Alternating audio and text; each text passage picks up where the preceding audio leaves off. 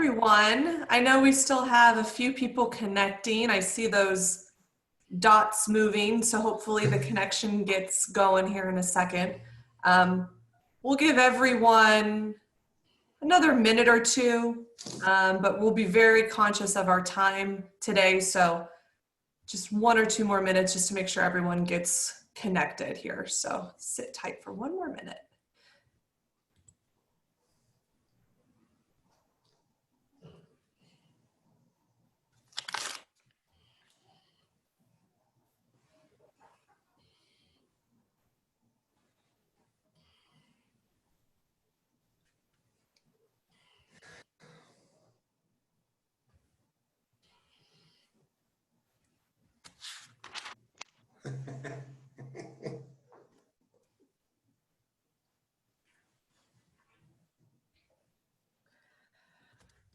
All right, well, let's get started, shall we?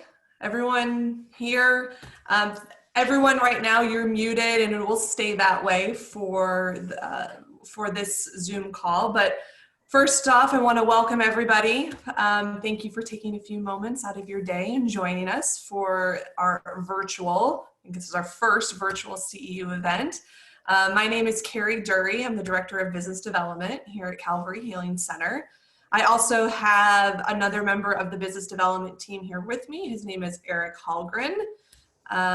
He and I helped put this together with obviously the help of our clinical director, Lorie Sirola.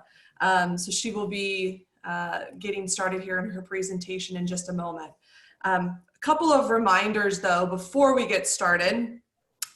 Please do stay for as long as you possibly can. We know everyone's busy and may have to jump off if something comes up, which we totally understand, but do please try to stay for the full duration. We'll be very mindful of the time and keeping that on track.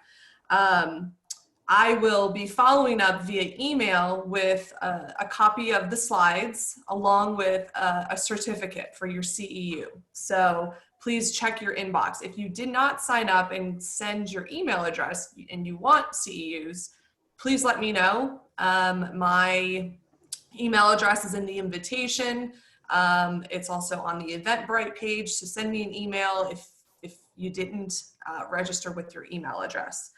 And then lastly, if you have any questions, we're going to reserve those to the very end. But if you'll notice on the chat feature of our Zoom call, you can chat with either Lorie or we created a questions account basically. So we ask that any questions that you have, go ahead and hit the questions tab and send them on over. Lorie will go through those at the end and answer them one by one. She will definitely reserve as much time as she possibly can at the end to answer any questions. So that's it as far as the Zoom call today. As far as updates here at Calvary Healing Center, we're excited to announce that we do have a brand new East Valley IOP location in Tempe. Once we can move back to in-person groups, we really look forward to launching that. Right now, we're still reserved to our telehealth platform, but looking forward to moving IOP, at least in our East Valley location, to Tempe. As far as our main campus, as most of you know, detox, residential, outpatient care, all there as well, led by our very own Lorie. Along with our outpatient director as well. I don't know if he's jumped on the call. Eric, am I missing anything you want to add before we get started? I think you covered most of it, Carrie. I just want to say welcome to everybody and thank you for joining us. We're so grateful for all the people that help support us here at Calvary. And through these tough times, I hope everybody's staying safe and we look forward to seeing you soon. And I hope you enjoy our CEU today. Thanks. Absolutely. All right. Well, thank you. And Lorie, it's all yours.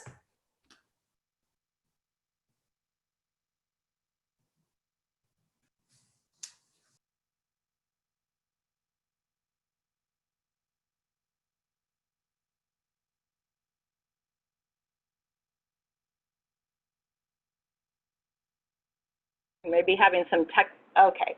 So I'll start again. welcome to this CEU. I'm really excited about it because I think this is such a valuable topic. I'm very passionate about it. I do have a personal journey in this 12-step program of Alcoholics Anonymous. I'm a trained trauma therapist, and so it's really exciting because of the recent research that has come out in support of the 12-step program, which makes it easier for us therapists to be able to have a safe place for our patients and clients to go in the meantime. So a little bit, I am Lorie Sirola, the clinical director here at Calvary. I am independently licensed as a professional counselor and independently licensed as a substance abuse counselor. I do have trauma training, and I am EMDR certified and am trained in the ART, the Accelerated Resolution Therapy, and Santrate therapy. And I say all of that because thus the topic of integrating are the three. So I want to thank you, just a shout out for all the healthcare workers, mental health care workers, nurses, teachers that are out there, just for showing up every day. We are in times, we hear it over and over again, but we've not experienced this before with COVID. And so just being courageous enough to show up, to allow healing to happen with our clients and patients, and to just be there and to take care of ourselves at the same time. So this CEU I just have broken it up into three parts. The first part is recent findings and research citing the best outcomes for addictions. And that was exciting to me because it's a couple of big publications. And then the second is integrating trauma therapy. When we get to this section, I am going to do a little psychoeducation on trauma, how it is felt in the body and the emotions and the brain, so that you'll know what to expect with our patients, that we expect to be getting better, but yet they're being very impulsive, and that's because of some of this trauma work in the body. We'll be doing some experientials, so you'll get to take part in that as well. And then finally, we'll conclude with Rachel's story. She is a beautiful young lady that actually has integrated both the 12 steps and therapy and works a wonderful program and has this amazing life in this field. And then at the very end, we'll have conclusion and time for questions. So I like to start off with scientists validate AA's effectiveness. The Wall Street Journal, I think it was a couple months ago, because I got several texts, came out with a big article citing the outcomes, the better outcomes for AA, the 12-step AA program, and its effectiveness. And then just most recently, the Stanford School of Medicine. So there was a Stanford researcher and collaborators that did extensive research on AA. And this included like 35 studies, 145 scientists, participants of like over 10,000. And this is really important to see because this research, AA originated, and I'll be getting into that, in the 30s, the mid-30s, and today, we're still having these findings of the outcomes, better outcomes than therapy to achieve abstinence. But as therapists, we're happy that AA has this because we can't have a drunk person. I mean, we've had them, but if they are drunk or using in the session, we're not going to get too far. And then published March 11th was the Cochrane database of systematic review. And that's the gold standard of research, and they confirm all of this, and they're just known researchers. So again, as a therapist, when I start hearing numbers, I cringe a little bit, but the breakdown on this was very significant. So the findings are, if any of you are familiar with Alcoholics Anonymous, one of the other 12-step programs, you may have a family member in it, a patient or client in it, you yourself may be in it, but we know the benefits, but this is what was cited. The reason it is so effective is social interaction. you know, it's a very isolating disease. So the fact that you can start interacting with others. I had many patients, a lot of women that would say, I hated and didn't trust women. And all at once now they're building this network of recovery with women and learning, you know, they do fun stuff in there. Emotional support for one another. Shared experiences. This is huge. A lot of us come in with shame and, you know, we're just, you know, deep in that self-pity. And so shared experience, oh, I'm not the only one. Some of the other benefits, tips on how to refrain from drinking, changing behaviors with others. So it's the behaviors, not the person. It's the behaviors that will probably change, and a lot of them, but at least you get to change behaviors with others without shaming.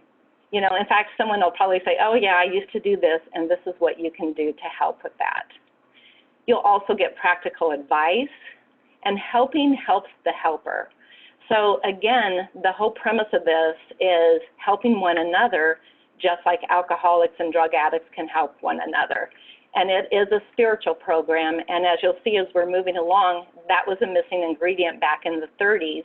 And once they really found that they had to have that spiritual experience and was able to talk to others, that was very key. So just a little bit of history on Alcoholics Anonymous. In 1934, a successful businessman was hospitalized 3 times. And, you know, the doctors were all at that time just scratching their heads and wondering, we don't know what to do. These people are successful. They have so much going for them. Well, he was in the hospital, and he decided that he wanted to start sharing his story with others. And so some people started healing, and people started talking about it. Then in 1935, and if anyone knows anything about their program, they'll know this story. But Bill, who was a New York stockbroker, he had a spiritual experience and was sober. And so he went to visit Dr. Bob. He was a doctor that was in the hospital for alcoholism, that literally was at his wit's end. He could not heal. And Bill went to share Dr. Bob his story. And from that time on, they never drank again to their death. But what Dr. Silkworth, who was a medical director, and he's a specialist,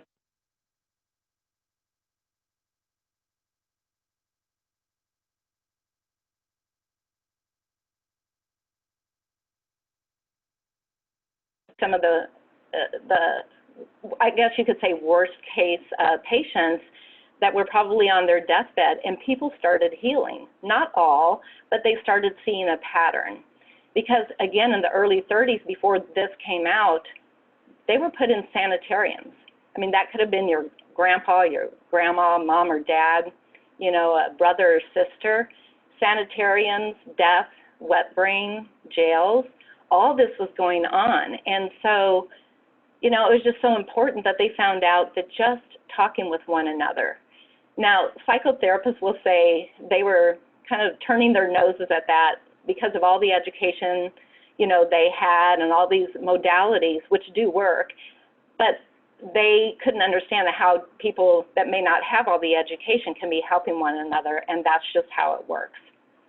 So today, over 2 million members, there's 180 nations, and over 118,000 groups. And I just read in a recent article that Iran and I think Sweden was one of the top, you know, thriving, you know, with heavy populations in it. So as you can see, it works everywhere. And a little bit about it, the 12 traditions, that came about because as it started growing, they needed something to help protect the group and keep the focus on principles rather than personalities. And believe me, you get a lot of personalities in there. And the 12 steps came about. So once the support group started, they were helping people in hospitals, then they were starting in houses, then they started popping up in other cities, and now they, you know, with the support groups going, the 12 traditions and then the 12 steps were introduced. And that is a beautiful way of living. It's a set of guiding principles in addiction treatment. And now that's morphed into 12-step in almost anything that you would want to heal from. So there's 12 principles for each step as well. And I won't be going through all the steps. I would encourage any of you, if you have not read the Big Book of Alcoholics Anonymous, to get it. It is the most amazing. I believe it's divinely inspired because of what was written so many years ago. The language may be different, but the feelings and thoughts and solutions are the same. But it starts with a step 1. You have to admit you're powerless over alcohol. And then it goes all the way through step 12, that's helping others achieve sobriety. So I'm just reading one excerpt from the page 59 of the Big Book of Alcoholics Anonymous. And this is the chapter of how it works. And this is just a small quote. Remember that we deal with alcohol, cunning, baffling, powerful, and without help, it is too much for us. But there is one of us who has all power. That one is God. May you find him now. Now, a lot of people would hear the word God and get a little bit frightened. And that's where a sponsor and certain chapters in there that talks to the agnostics and atheists, it will give you a better understanding of how to have this, find this power that's greater than yourself. So we do know that the disease of addiction, it affects physically, it affects you mentally, spiritually, it affects your soul. And of course, we know that it affects the family.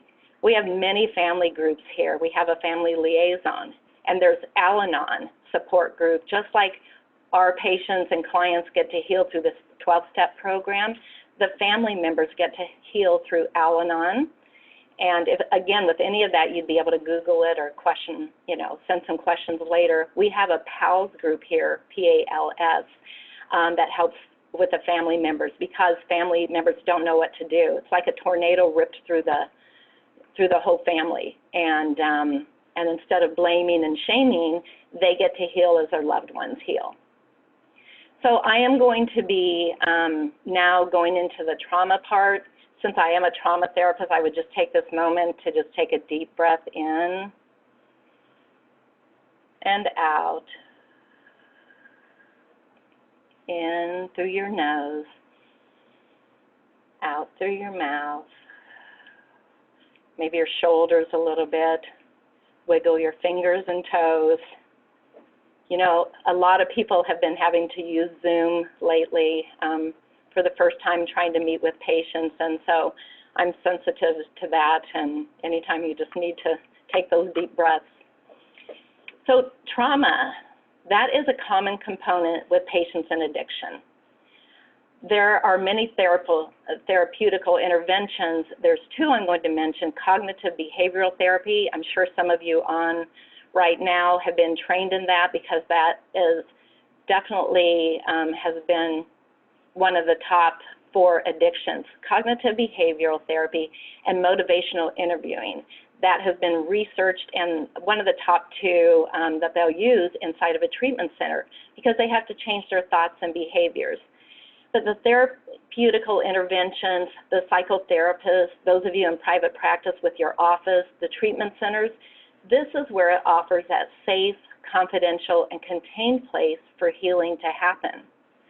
So really the biggest thing that we see are patients will be in here, or they may be in your office, or they may be in a meeting, and all at once they have this tense, intense emotional reaction in the present that's happening right now, and generally speaking, that'll be due to a disturbing event from the past. And this is where I really like to do a little bit of psychoeducation on what happens in the body, because they're in a safe place, but now their body is out of control.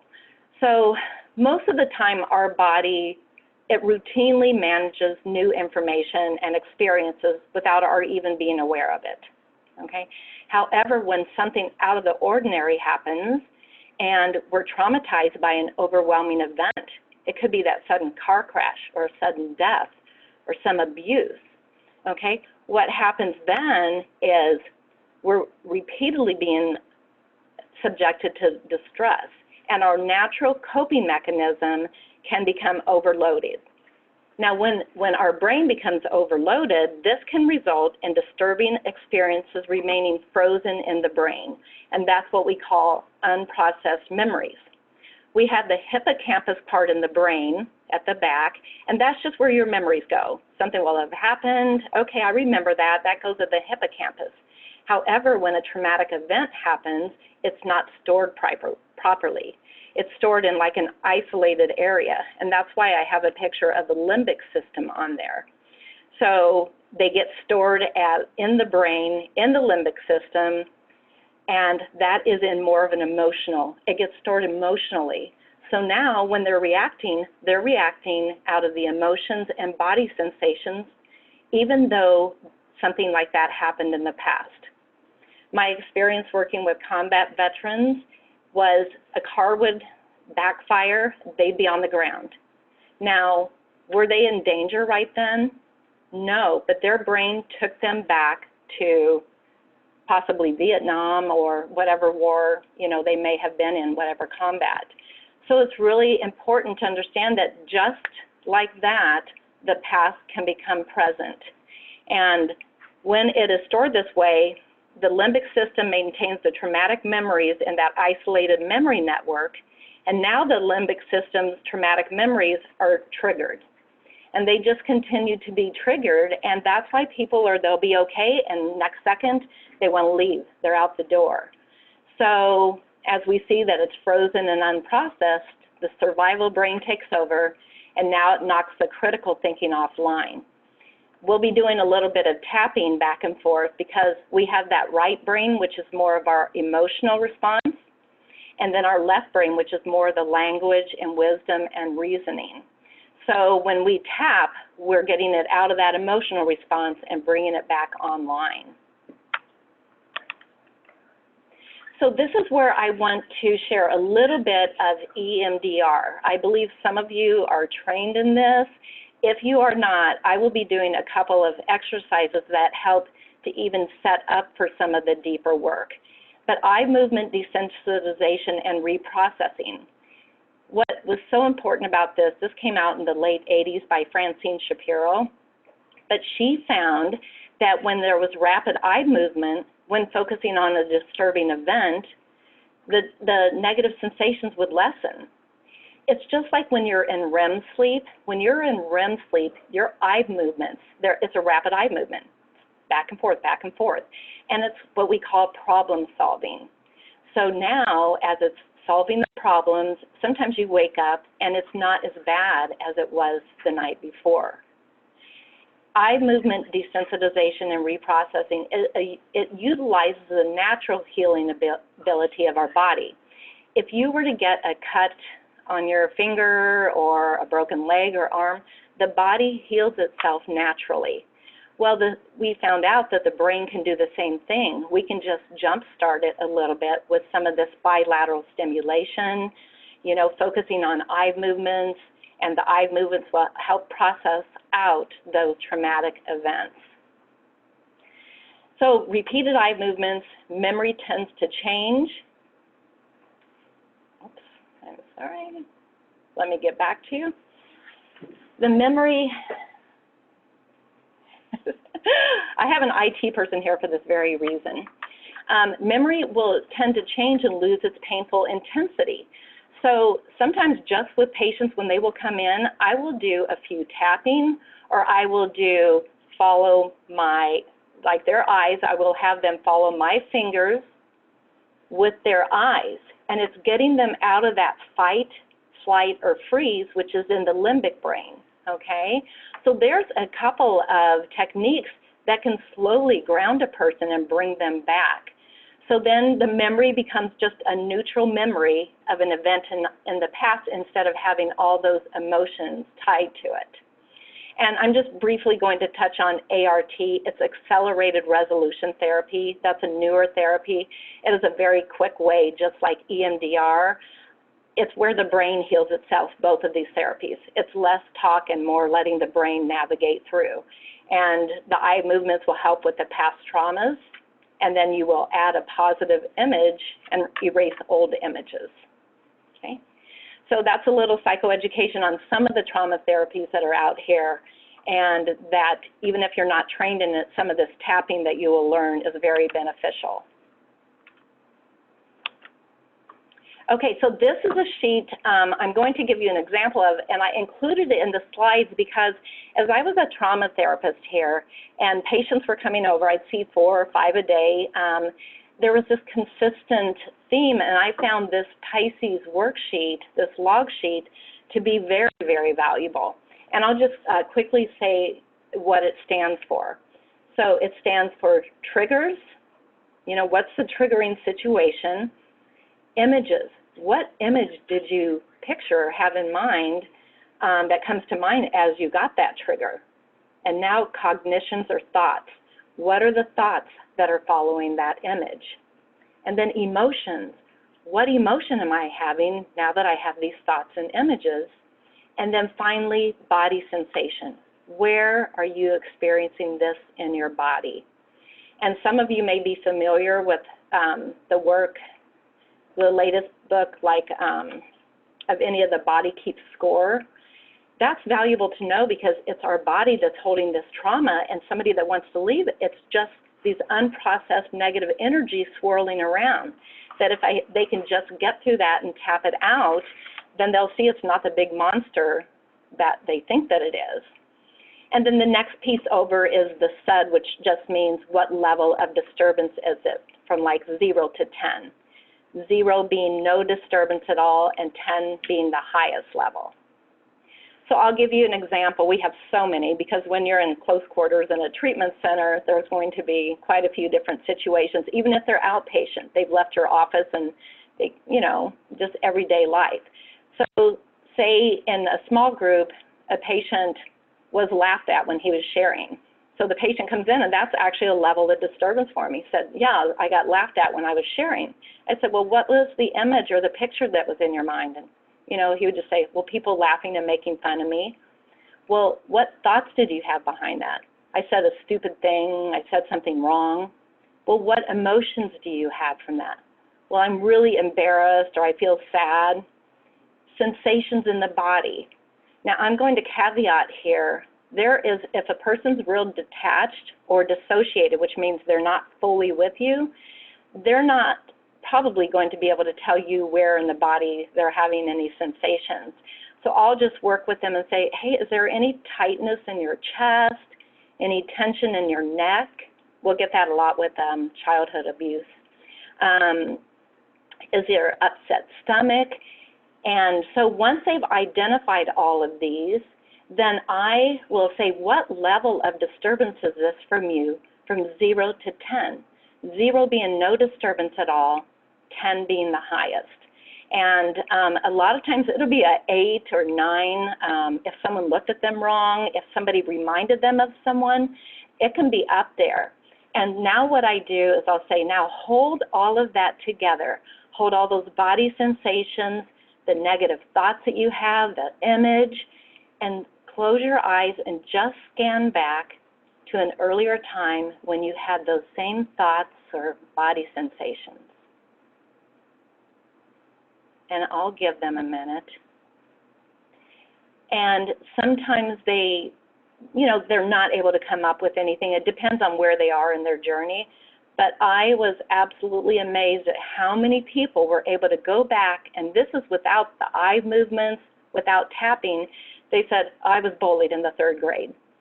And I would be able, they had a light bulb moment then, because I was able to share with them, see, it's not really that person in front of you or that group. It's just some of these wounds that you have from the past, and now we know where to heal. So I would like you all, because I think this is an important worksheet, it's one I ended up using for almost every patient unless they were too dysregulated. Then I would go straight into the, you know, the slide near the end, the coping skills and calm place, which I'll be doing a demonstration of. But I just want to take a moment here and see if everyone themselves can just, I know with COVID, you're in close quarters with family members or maybe coworkers or job loss, but just identify, and we'll just do this together and no one has to say anything because you're muted, but just identify a recent disturbance that you've had. Just think of something that, wow, that was really disturbing to me. And now picture that And what comes to mind? What do you see? What is the image that you get from that trigger? And now, what thoughts do you have? Could be like, I'm not good enough, I did the wrong thing. And emotions, what emotions are you experiencing now? And that could be anxious, depressed, guilty. And where are you feeling that in your body? In your chest or your stomach or your legs? And what level of disturbance is that to you right now from 0 to 10? 0 being no disturbance at all, 10 being the highest level. And then you could write that down. And then I want you to hold all of that together, the body sensations, thoughts, images, and scan back to another time you had those same feelings and body sensations. And is there anything that comes up? And so that's the TISES log sheet. That's why I included it in the log. You know, your patient, you can make a copy and your patients or clients can take it with you, but it'll show a pattern and it really helps them become more aware. So now this is the part that I'm going to include Rachel early. Here I'm going to be giving her a calm place and then she has to share her story, so I'm not sure how that's going to work out. But I'm going to just do a demonstration. I'm sure many of you have some of these exercises, but I like to, since we just did this triggering event, then I like to go into 3 different skills that we have. And one is finding your calm place. So I'm going to have Rachel sit up closer to me. Hi, Rachel. Hi. Thank you for joining us today. And with Rachel, I'm just going to go through and help her identify and tap in her calm place, okay? So Rachel, I'd like you to think about some place you have been or imagine being that feels very calm or safe. Perhaps it's sitting on the beach or by the mountains or surrounded by flowers, a field of flowers. What image represents your place? It is a place up in Sedona where there's a vortex and there's an airplane, airport, and I went hiking there one time. Oh, beautiful. I'd like to be there right now. And describe what else you see. I see trees, I see red rock, I see green of all different shades, I see the airport, see rocks. Nice. And as you think of that calm, safe place in Sedona, what emotions are you experiencing? Happiness, joy, freedom. Nice. And what sensations do you have in your body? I feel warm in my face and I feel warm in my stomach. Just a fuzzy, warm feeling. Okay. Now focus on your calm place, its sights and sounds and smells and sensations, and is there any more that you're experiencing? Just the noises of the birds and of the crickets, and I can hear the airplanes. Okay. So bringing up the image of this beautiful place, concentrate on where you feel the pleasant sensations in your body and allow yourself to enjoy them. Concentrate on those sensations. And now we're going to bring in the butterfly hug. You can either, like she would be following my fingers with her eyes, but I'm going to do the butterfly hug. So if you hook your 2 thumbs together and you slightly tap, this is a favorite of a lot of people, tap back and forth, that's the bilateral stimulation. So with a butterfly hug, Rachel, just go ahead and tap 8 times. And imagine that place with all the sights and sounds and sensations. And what are you noticing now? I feel really good in my chest and in my head. Take a deep breath in and out. And focus on that most recent body sensations and warm feelings, and butterfly hug again.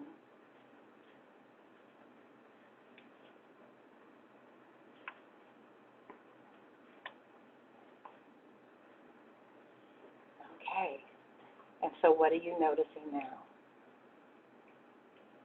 Just peace. I'm not really thinking or having thoughts. I'm just imagining being in that place, and it just feels good. Okay, so now I'm going to cue this in with a disturbance, and that trigger that they came in with, we cue, now that they have their calm place and have the, we'll get a cue word for it, okay? So, Rachel, is there a word or phrase that represents your calm place? Beautiful. Beautiful. So think of the word beautiful and notice the positive feelings and sensations you have when you think of that word, and do the butterfly hugs one more time as you're just feeling those sensations, the word beautiful.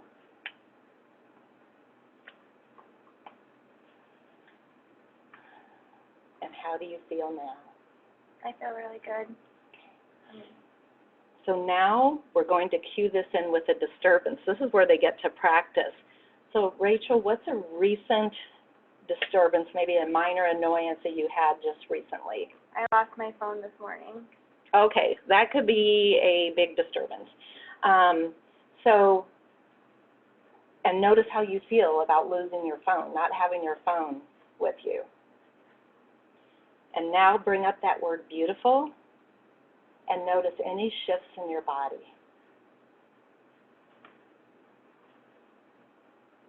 My shoulders got lighter when I thought about the word beautiful, and it just gave me this weird thought that I'm going to be okay no matter what, and I can just get it all taken care of. Okay. So this is just an example of how you can tap in a calm place. It can be abbreviated, it can be, I do some longer ones as well, but really get them in that body sensation and emotion and have them a cue word and remind them. What was your cue word? You know, beautiful. And so now with that telephone loss, which it's like a body part these days, so that is developing and enhancing a calm place. I went to the next one down, the grounding skills. So you are not going to be able to do calm place with everyone. If after we did this Pisces log sheet, or even if they just come in and they're real dysregulated, calm place, closing your eyes, and they don't have to close their eyes, is not going to work a lot of times. What you'll want to do is use there's several different grounding skills. One of my favorites is the 5, 4, 3, 2, 1. So I would just ask whoever's in my room, and then I'll ask them to do that while they're in lectures and different programming, but I'll say, identify 5 yellow things in the room. 5 things that you see in the room. And I'll have them name this out loud. So, you know, they'll say flowers and whatever's in there, you know, a pot. So it could be a pen. So they're naming these out loud. Then I'll say, okay, so what are 4 things that you can touch around you? It could be your hair or the ground under your feet, the chair underneath you. So they will, you know, name 4 things they can touch. Then I'll say, name 3 things that you can hear. So of course, if the doors are open, which they're probably not today, you'll hear the birds or hear the air conditioning. But again, as they're naming this, you're probably getting it by now. Usually they're so focused on this that they're a little bit out of their flight. Then I'll mention, name 2 things that you can smell or like the smell of. And so some people really like lavender. I think we have that going on in here right now. Flowers, the soft, you know, smell of laundry. And then acknowledge 1 thing you can taste. And that's really important because if you have saliva, then you're doing okay. So that's the grounding skills. There's many. A lot of times I use a very basic one. I say just look down at your feet when someone's really struggling.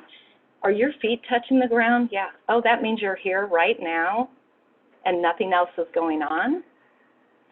And so grounding is very valuable. We do mindfulness walking here too, and you can tell your patients and clients when they're home, you know, take a mindful walk and really notice what you're hearing and what you're seeing and what you're smelling. And then finally, we'll get into breathing techniques. So breathing techniques, there's so many different ones. I think here we'll just do 3 of them, and let's just do a set of 5. That's where you inhale through your nose for 5 count, and then a longer exhale of 8. You want to make sure it's long and then relax. So let's inhale for 5 in through our nose and out through our mouth.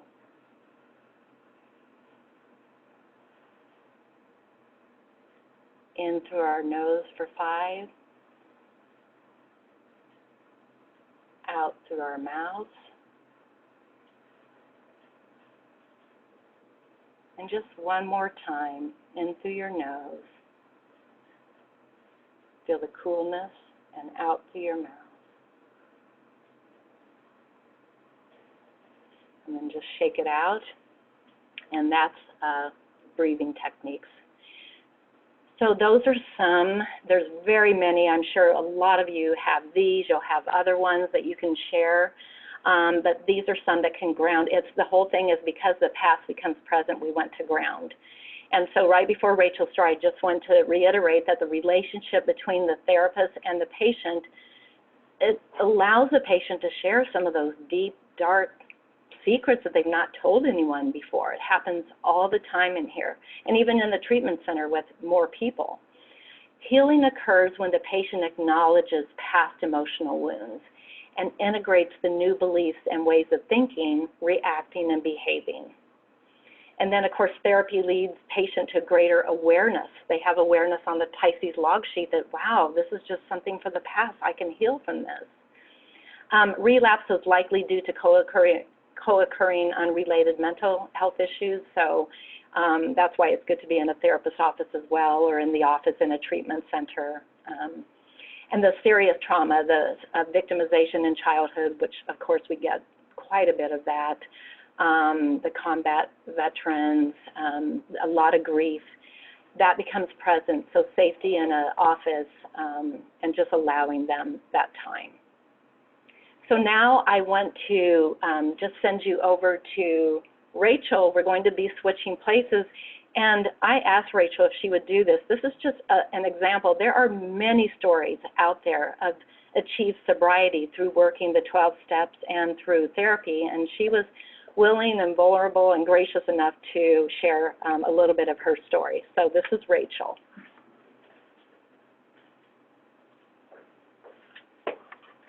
Hi, I'm Rachel. I am a case manager over at Calvary Healing Center. I am also a person in long-term recovery, which for me that means that I have not picked up alcohol or drugs since August 1st of 2014. When I came in here, when I first started this journey into my sobriety, I was angry. I had been using drugs and alcohol for 10 years. I was an active heroin addict. Even before I picked up alcohol or drugs, I had an eating disorder, so I was already having a lot of behavioral issues as a child. For whatever reason, I like to say that I'm not an alcoholic or an addict because of the things that have happened to me. I am an alcoholic and an addict because of the way that I reacted to those things. And it got worse. It got to a point where I was so low. I was waking up every morning and I was staring at the ceiling of my motel and saying, why do I have to do this again? And it got to a point where I picked up the needle and I was using drugs through an IV, and I really just wanted to end it. And through a miracle, I ended up in treatment.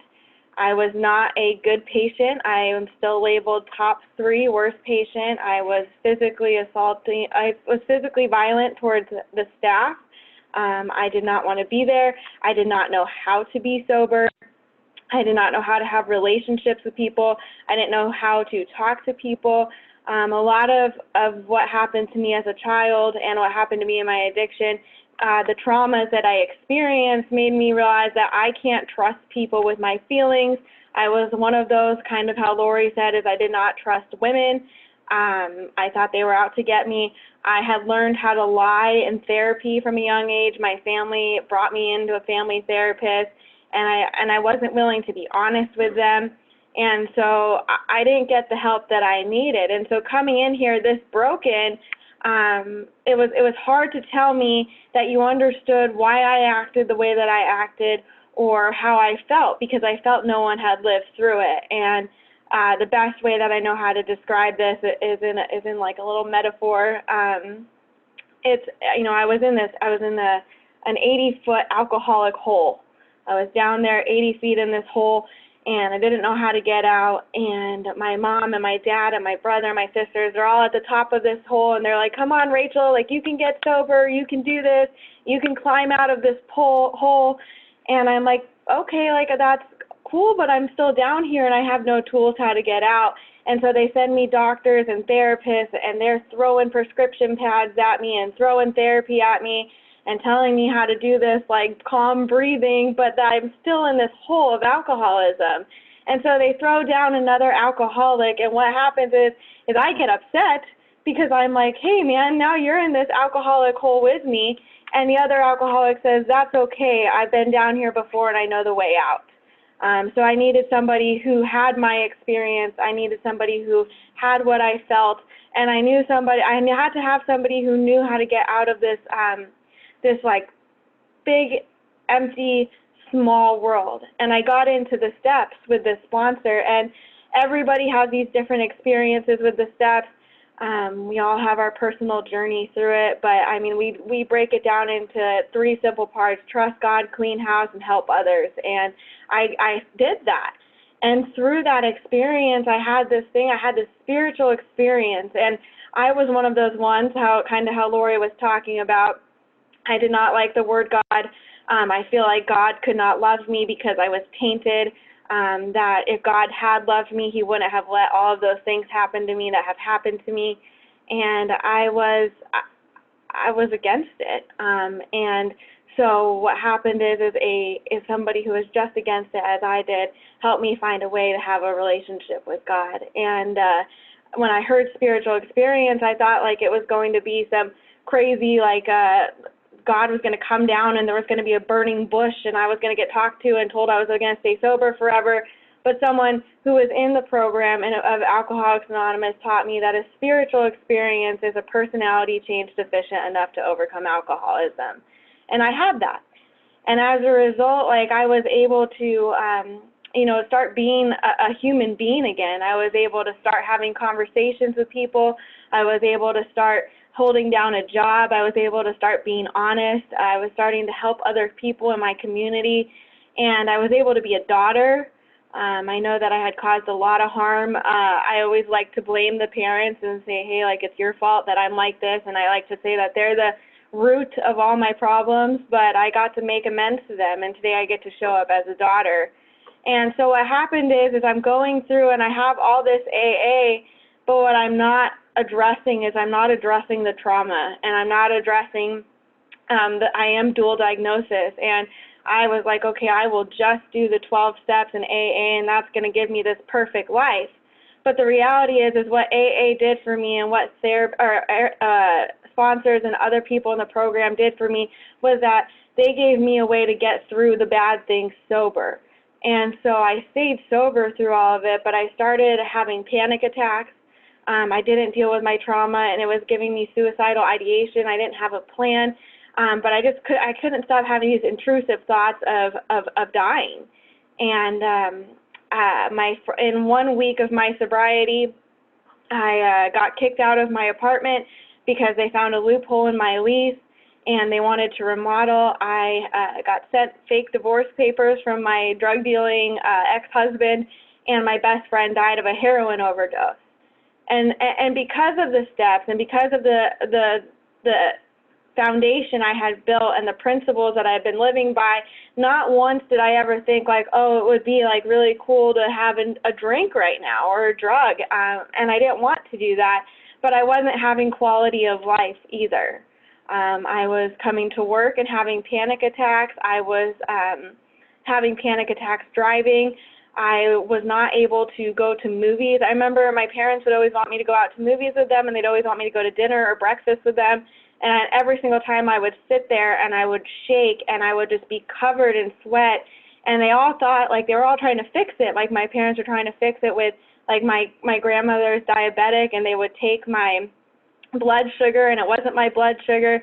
And we would try to say, okay, maybe it's only because it's too loud. And we were trying to fix all these things, not understanding that, like, I had this wound, right? I have a lot of sexual trauma. I have a lot of physical abuse. I have a lot of emotional abuse. And all of this stuff is like this big wound that was on me.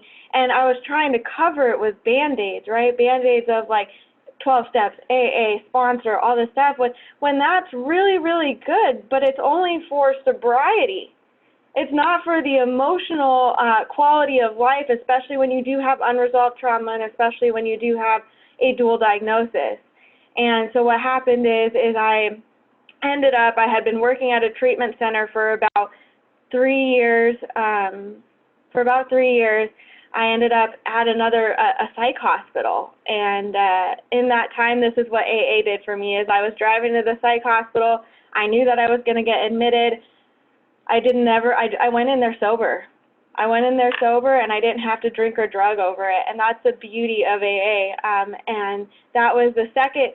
That was the second part of that, was that I got to go and get the help that I needed. I got to be put on medication by the psychiatrist that doesn't hold me enslaved, but it frees me from the mental state that I was in before.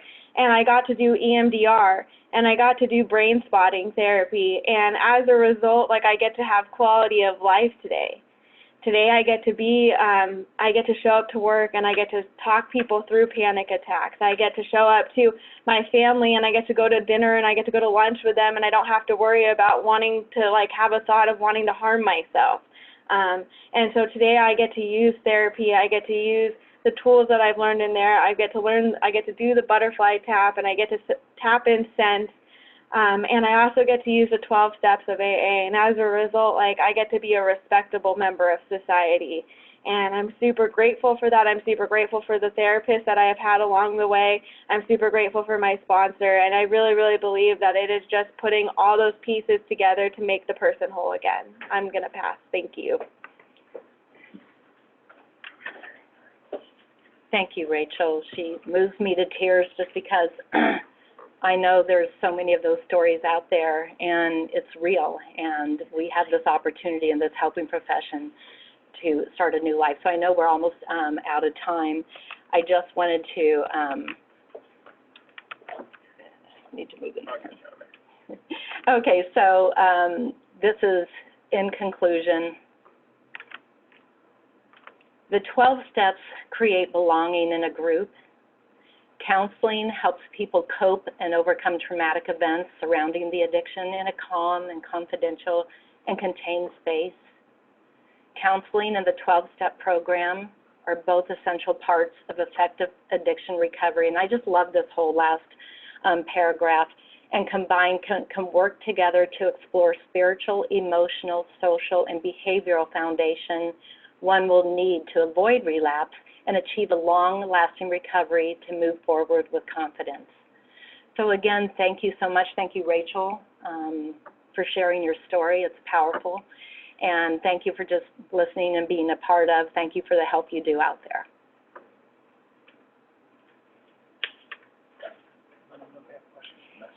So if you have any questions, you can message. I have some help over here with questions.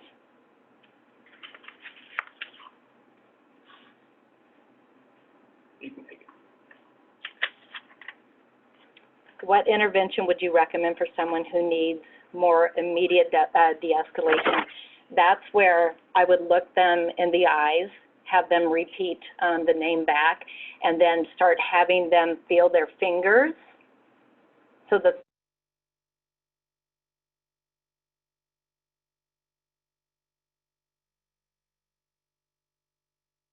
are you seeing around you?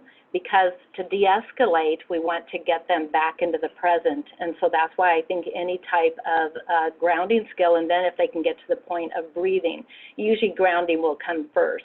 You know, have them tap their feet on the ground, you know, walk back and forth. Tapping, you know, we tap back and forth, right to left. It gets us out of that fight and flight that we may have going on. So those are some of the real immediate interventions. What if a patient is unwilling to do any of these interventions? Then you just sit with them, you be with them. You let them know it is okay to just be with, and you hold space for them. And that's all. And sometimes we don't have the answers. If they do start saying something, just say, tell me more, and tell me more. Get into the listening mode of what's going on. We don't have to give advice or anything, but just hold space. And if they need to leave the room, you know, just make sure that they're in a safe space and keep an eye and just check in on them. You know, anything more you want to share? So I just, you know, just keep sharing, because people want to be heard. They haven't been heard in a long time. I hope that answers that question, because we have a lot of that at the very beginning, and we don't try to force anything on anyone. What was that? One more. Oh, one more. Okay, we have time for one more. This is a good one. What if a patient is not able to verbalize? And I think that you're meaning that they just can't, they're in such shock or something that they can't. And that, again, is where you will want to hold space with them and look them in the eye. This is a big one. And, you know, get their name, just find out their name, say, I'm right here with you. And, or if they can't verbalize, that's right, they won't even be able to say their name, but just with body language. And if you want to say, just start doing a tapping, you know, to calm them down, because it is amazing how quickly that can happen, okay? The butterfly, you know, going like this, you know, just touching, just to get to the point where they can be with us now. Once they become present with us in the moment, then we can do more things, but it's overlooked that sometimes just letting them look at their feet on the ground and know that they're here and safe with us right now. They're not where their mind says. And I'll tell people, I'll say, you can say, wow, that was a frightening thought, but I'm here now. Okay. So Carrie, I believe it's... Yeah, can you hear me now? Okay, I think that was all on the questions. So again, we're right at 12:30, so we'll go ahead and conclude. And I want to thank everyone for joining today. As I mentioned at the beginning, for anyone that joined late, I will be emailing Lorie's slide deck along with a copy of the certificate that you may want. If I don't have your email address, please shoot me an email. It's in the Eventbrite invitation, or also on my or on the email that I sent out. Get in touch with me that way. So again, thank you all. Have a wonderful rest of your day, and we'll see you real soon.